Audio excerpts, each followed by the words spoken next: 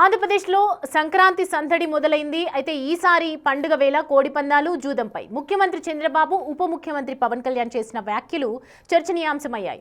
అయితే కోడిపందాలను వినోదంగా చూడాలి తప్ప కోట్ల రూపాయల జూదంగా మార్చవద్దు అని వారు పిలుపునిచ్చారు. ఈ నేపథ్యంలో కేవలం ఆదేశాలిస్తే జూదం ఆగుతుందా?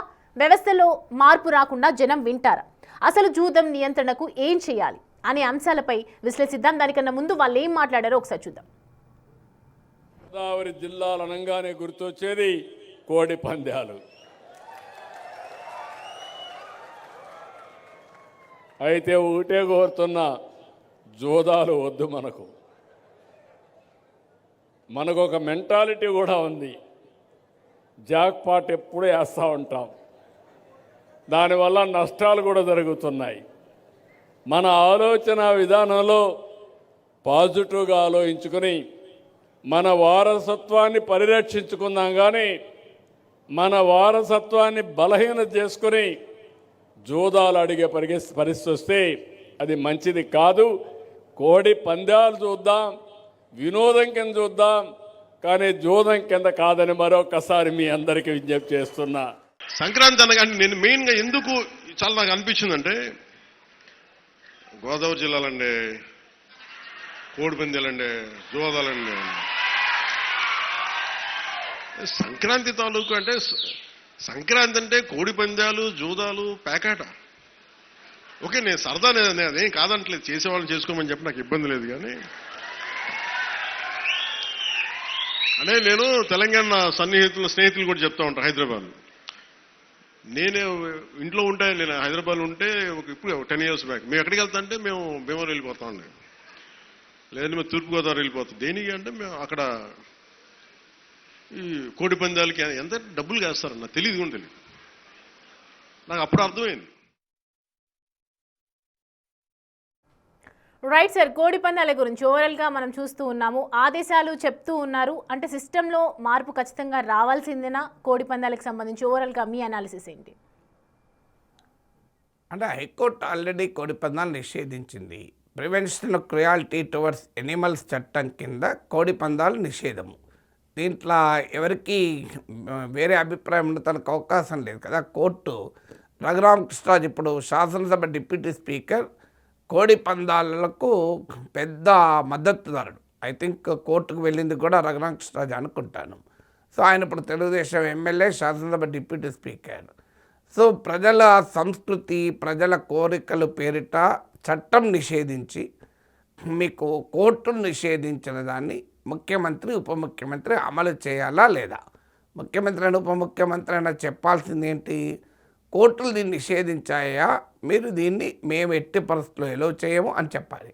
కానీ పవన్ కళ్యాణ్ ఏమంటున్నాడు? ఆడేవాళ్ళు ఆడుకోండి, జూదము, గ్యాంబ్లింగు, జూదము, పేకాట అంటున్నాడు తప్ప జూదము, పేకాట మంచిది కాదు, నిషేధము, దాన్ని ఆడకూడదు అని అనాల్సిన ఉప ముఖ్యమంత్రి ఆడేవాళ్ళు ఆడుకోండి అంటే ఎట్లా?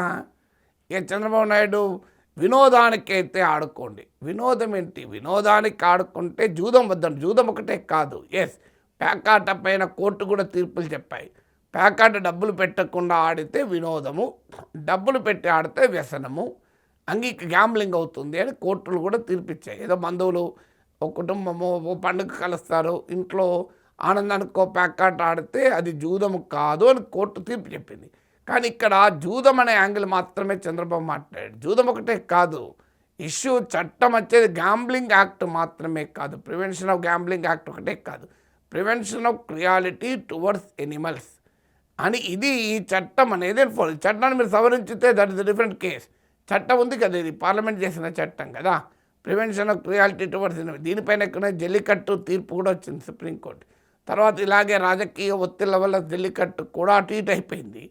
సో అందువల్ల మీకు మా సాంప్రదాయము, సంస్కృతి పేరిట మీరు ఆలోచనలు మేము పశు హింసను, ఎనిమల్ వైలెన్స్ను ప్రోత్సహిస్తామని అంగీకరించలేదు.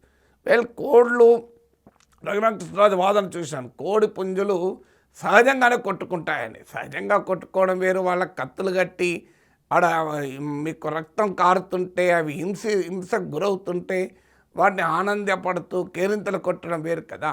అయితే సాధారణంగా ఒక వాదన ఉంటుంది, మరి కోడి తింటారు కదా చికెన్ అని. కోడి తినడం వేరు, కోడి పందాలు వేరు. ఇప్పుడు మనం చేపలు తింటారు, అదే చేపలు తినే వాళ్ళ ఇంట్లో కూడా ఆక్వేరియం ఉంటుంది.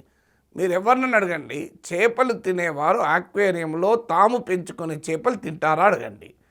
మరి ఆక్వేరియంలో పెంచుకుంటూ ఎవరైనా గెస్ట్లు వస్తే అలాగలో 2 చేపలు తీసి ఫ్రై చేసి ఇస్తారా?